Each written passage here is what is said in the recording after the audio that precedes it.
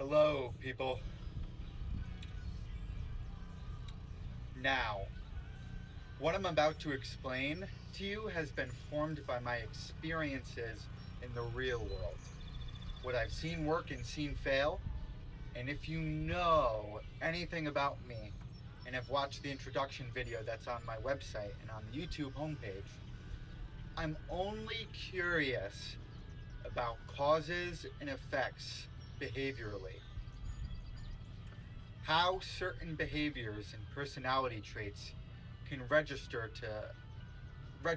as either high value or low value in a certain perceiver's mind, and what traits and behaviors need to be shown to get a certain desired outcome. This is how I've formed my theories of evolution and behavior. Empirical and casual research combined with testing different behavioral and evolutionary triggers. This line of thinking has allowed me to see humanity and human nature for what it is. The problem with not analyzing your interactions in current life situation from different angles in terms of how you're behaving, what you're thinking, your mindset going into interactions with people, means you're not only growing and getting better, but you're not seeing the human behavior patterns that are right in front of you. I briefly discussed this in the intro video I created because it is so pivotal to the message I'll be conveying on this channel, and something I will be bringing up often and going into great detail about, so don't worry. But for now, what must be understood is that modern ways of life and commonly held beliefs, especially in Western society, has slowly stripped away our distinct gender-specific roles. As a young man, I used to view this as a good thing logically. I mean, how could it not be? But the older I get and the more I learn about the world, the more I can't believe how silly our recent ancestors were as parents. But it's a trap that everyone, including myself, has fallen into logically. The chain of events makes perfect sense. If men and women are now equal in the workplace and society as a whole as adults, young men and women should now be given equal educations, they should be taught the same things, and they should be having the same experiences in their childhoods. It was inevitable that we would eventually find equality as men and women living in a society that takes care of our survival needs for us. But the second part of that phrase and the conclusion educators came to is frankly very stupid evolutionary and behaviorally. And I believe it's one of the biggest factors contributing to the high divorce rate, loneliness rate, and isolation rate we see right now in Western world. We're teaching young men and women to be people, but we're not teaching our young men how to be men and our young women how to be women. We're losing true feminine and masculine role models.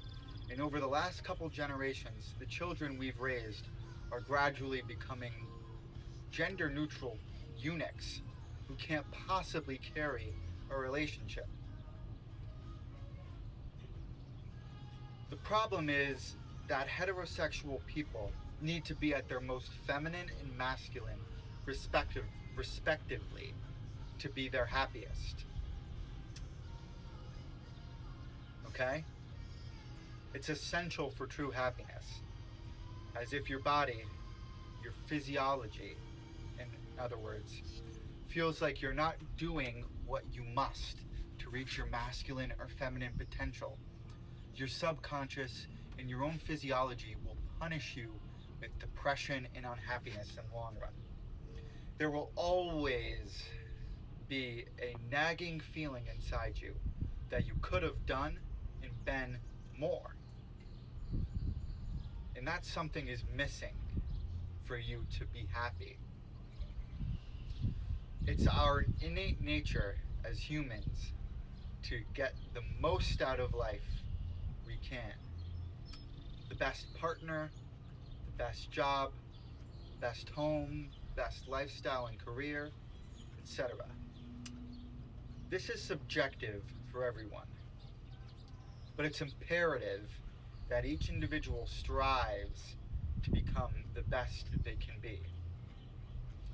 When you're doing this, your subconscious becomes happy as you are satisfying your genes and physiology. Therefore, you have good chemicals going through you, meaning you consciously feel good. Now you can perform the way you want to at your career or occupation. Now you're a good vibe socially. The biggest societal well-being problem we face in Western civilization right now is that men and women have forgotten their roles and become more uniform. Meaning we're all taught to act the same way, using the same manners and gestures, regardless of gender or creed. When you clearly see you're not getting the social results or internal happiness and fulfillment you thought you'd have in your life by now for the work you've put in, the things society said you would have with time and experience if you followed their playbook for success correctly. Meaning, maybe you have a great job and a great house, but no friends. Maybe you have friends and a great job, but have never had a romantic partner. Maybe you have friends and a partner, but hate your work and where you live, etc., etc. Many people will recommend and tell you it's because you haven't built yourself up yet, or you haven't done enough work yet. They'll say you should learn to communicate better and focus on learning tips, tricks, and tactics that allow you to be more attractive and or personable. They'll say put in more work hours. You might not have enough money. They'll say work harder in the gym. You mustn't be fit enough.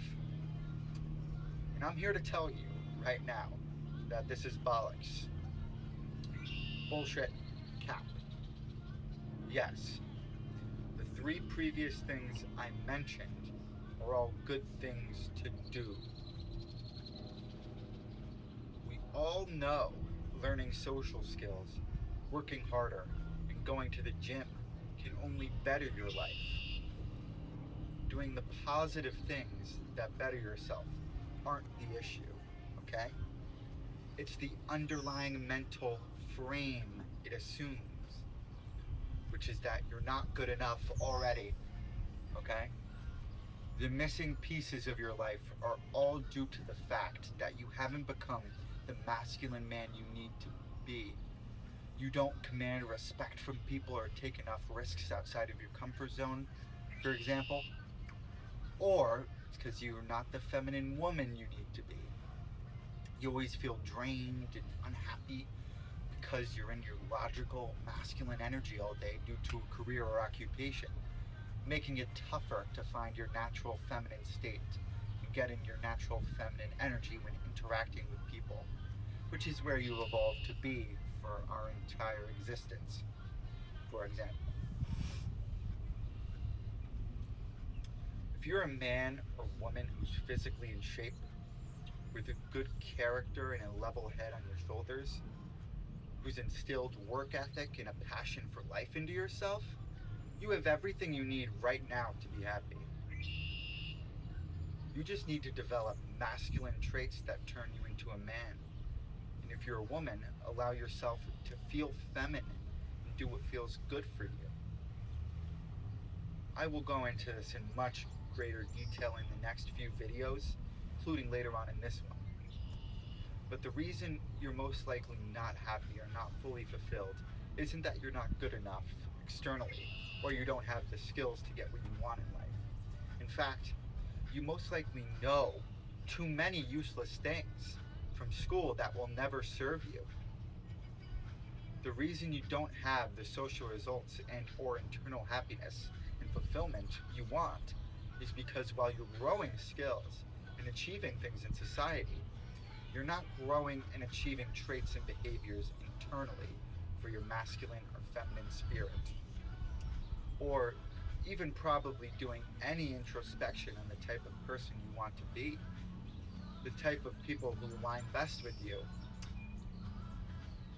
or the type of traits you need to have to be the person you want to be and get the type of people who align best with you and in your life.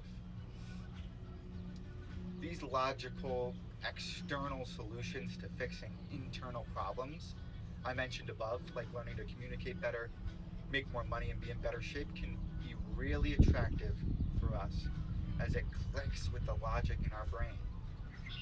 And once you see improvements in your life, both internally and externally, when you follow this advice, you're convinced that you've become better because of the external or tactical changes you've made. But any good results you may see internally will most likely just be temporary because you're not fixing the root of the problem, which is your internal worldview and how you view yourself. If something were to come along and complicate or disrupt your life, you will still crumble and maybe even lose the recent progress you've made because you're not fixing the main problem, your internal masculine or feminine spirit, and your perception of the world.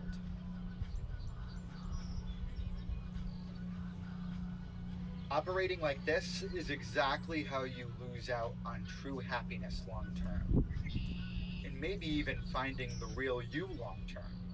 Because while you're learning how to get by as someone who's doing what they're told to get what they want, or what they think they want in life, you're not owning your unique traits and interests.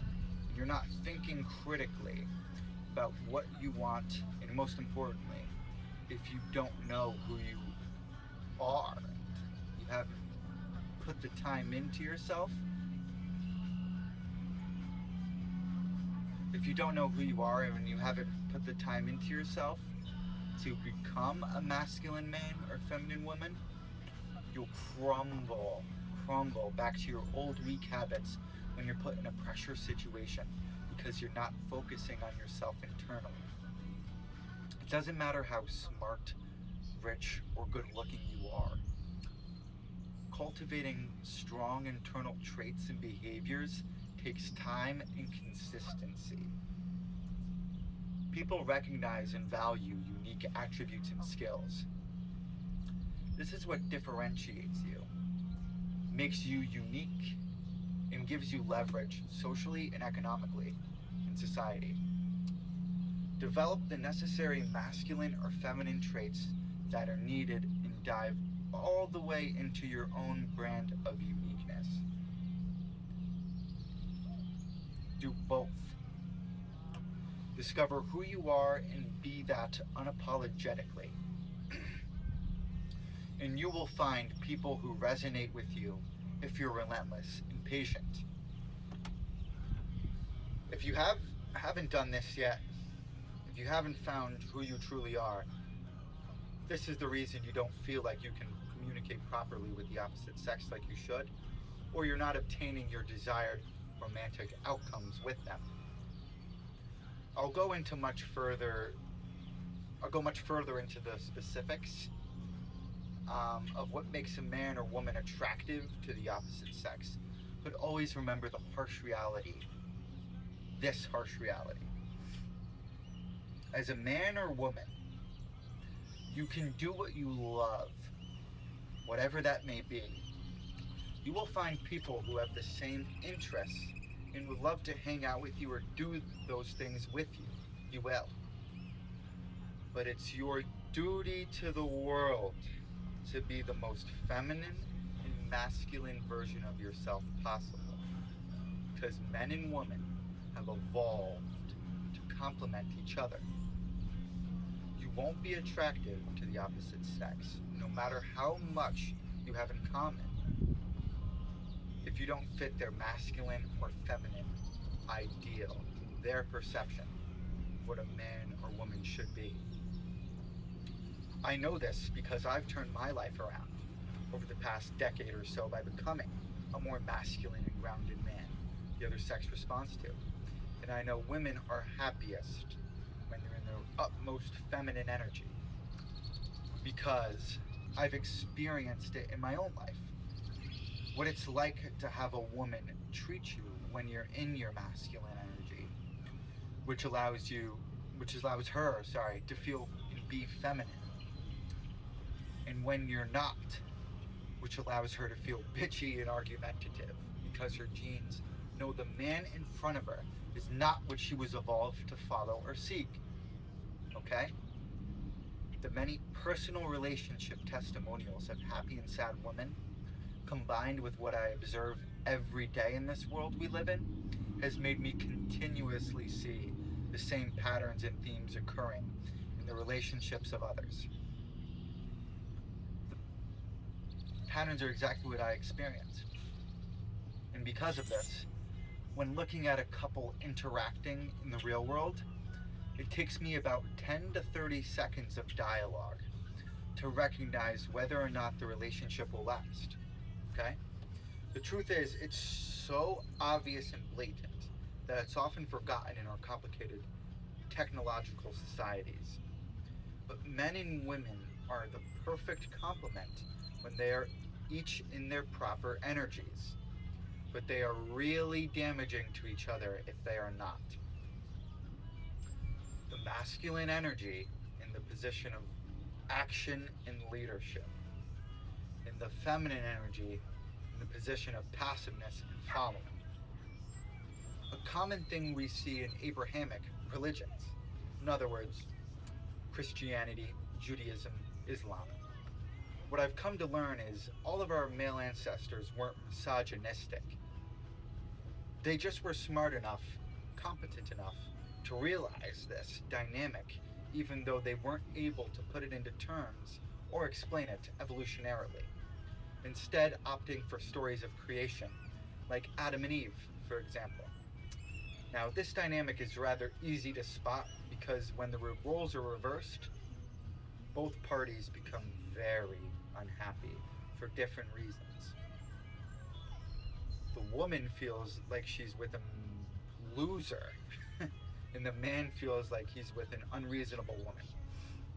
And while both are false assumptions driven by emotion, at the end of the day, it's the man's job to set the dynamic properly in the first place. Remember, he's in the active leadership role, and that's something that comes with experience and maybe even time. But as we know, this dynamic goes so much further than romantic interactions and intersexual dialogue. Okay? Different cultures have different roles traditionally for their men and women, but a few common themes stick out to us that are just natural evolutionarily. They come to us without even thinking about it, as they make sense logically and physiologically. And this is something I see reflected every day in the outside world. Men choose jobs and pursuits that follow their programmed focus, dominating the external world for humanity. And women choose jobs and pursuits that follow their programmed focus, cultivating and caring for civilizations through relationships.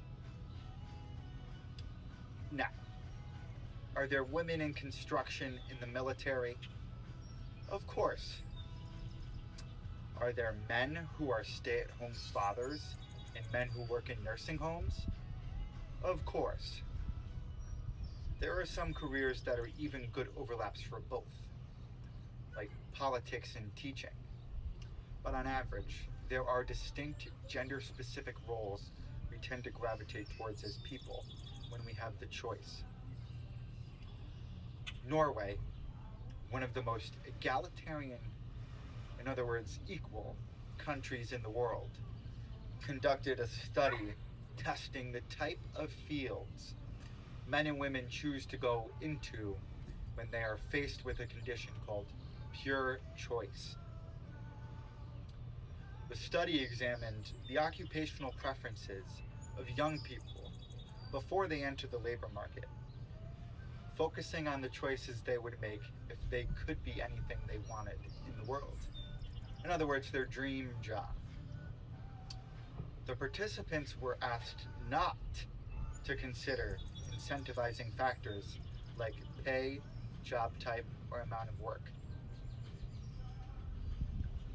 The results of this study revealed that even when young men and women find themselves in an egalitarian society, deeply ingrained biological gendered preferences shape career decisions for a multitude of reasons.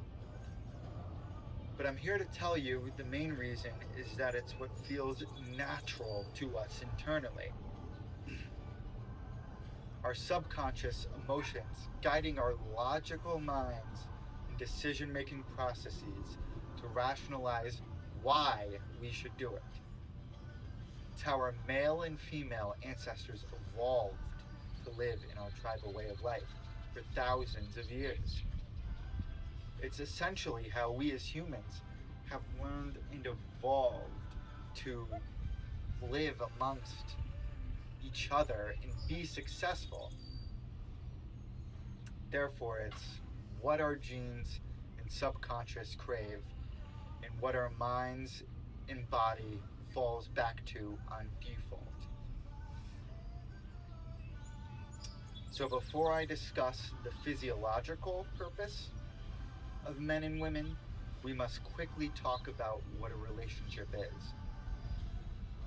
Unless it's a relationship where there are enforceable rules in place, like a contract or general bureaucratic law, you have to remember it's nothing more than a set of words, a relationship. Relationship equality itself isn't real, whether it's a friendship, business partnership, or a romantic relationship. Someone is always at the disadvantage, and or someone is always bringing more to the table. Something to keep in mind on this topic is humans love rules. Not only do we have them in games and elections, but we even have them in war. Therefore, we also have unspoken rules in personal relationships. And while they're never said or discussed aloud, our subconscious in biology knows exactly where we stand with everyone around us. That's why a relationship based on equality will always dissolve due to its inherent weaknesses. In personal relationships, nothing is ever equal, as the person who's willing to walk away first, the person who needs the other person less, is the one who has all the power in that relationship.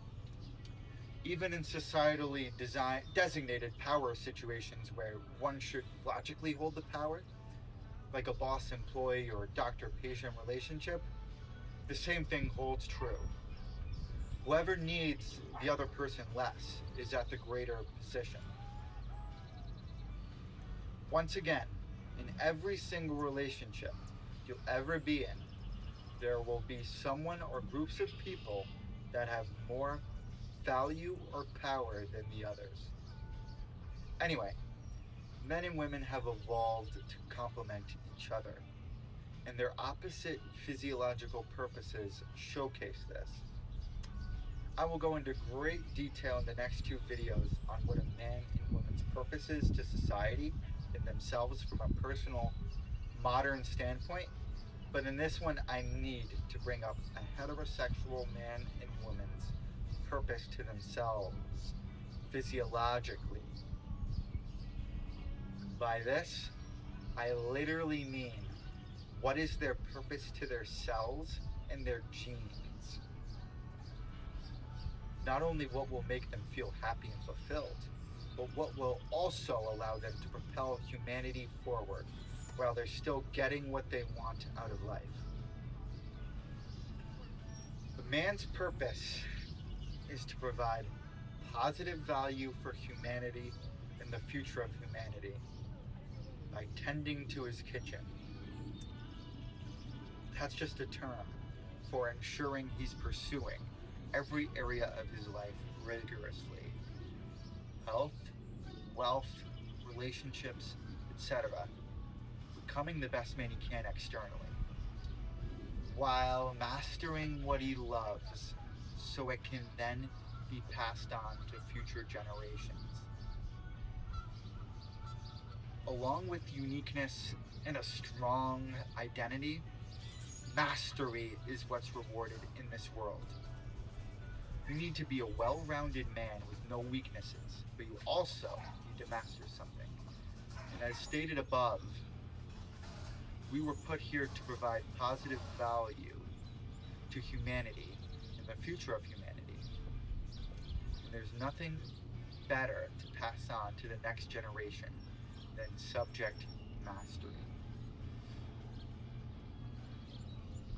On the other hand, women were put here to compete for one man's time and attention with the rest of the world. A woman's emotions naturally gravitate towards emotional and internal strength. Someone who they can throw everything at emotionally and physiologically and still be unable to move him or his decision-making ability. Decision-making ability, okay? It doesn't always have to be a man. Lesbians are real. But there's a reason their relationships collapse at a higher rate than heterosexual ones. Because they're both looking for the same thing, evolutionarily. Either way, ladies, seek out someone you really admire for one reason or another. Maybe he's a master at his craft and he's emotionally strong, or it's just someone whose character you really admire. There may be different people you end up going for throughout your life. And that's okay, as things don't always work out between people for one way or another. Embrace this. Continue to better yourself internally and externally. And try your best in each relationship, as reputation is everything. Women are the choosers. You get to choose who's worth your time, and you get to stake your claim on the men you like. Do not wait to be pursued. Show interest to men who are adding value to the world. The men who are too busy to hit you up on Instagram or a dating app. The men who are courageous enough to approach you in person, for example. So, women were put here to compete for one man's time and attention with the rest of the world, so they can follow his lead and please him once she has it. You're the chooser, but men are the retainers. Men get to decide who stays around, and if you've been working on yourself and he finds you attractive and you're able to assist him on his journey with whatever he needs, oh, he will make you his wife or partner forever, because that is irreplaceable. Notice I didn't mention anything about sex, because while it's not meaningless, it's a secondary aspect. Still necessary, but secondary. It needs to be a cherry on top of an already strong relationship. A relationship built on sex and attraction is a relationship that is short-lasting. Bring true value to the table. Okay, ladies? Now,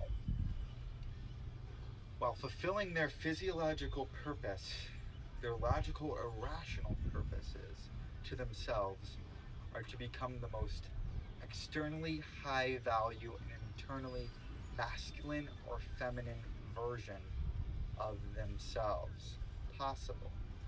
It's your job to become, man or woman, the most physiologically masculine or feminine version of yourself possible, is that will give you the individual, you, your max attractiveness and max accessibility in terms of freedom. By that, I mean you have money and societal power by terms of freedom of activities, you know. It's what your body wants you to do naturally.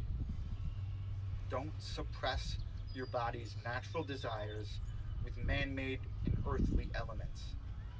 Instead, use your body's naturally motivating chemicals like norepinephrine and cortisol to turn yourself into your dream self with your dream life, which makes you the dream complement to your dream partner. You already have this in you, so there's nothing you have to change about yourself or who you are. Don't change the wonderful things that make you unique, like I discussed above. I actually want you to lean into that and be extra unique. Instead, change the low value behaviors and personality traits you display to the world. Just be better and treat yourself better because you're already the person you need to be. And remember, we are at our most happiest when we feel like we are at our most masculine or feminine internally.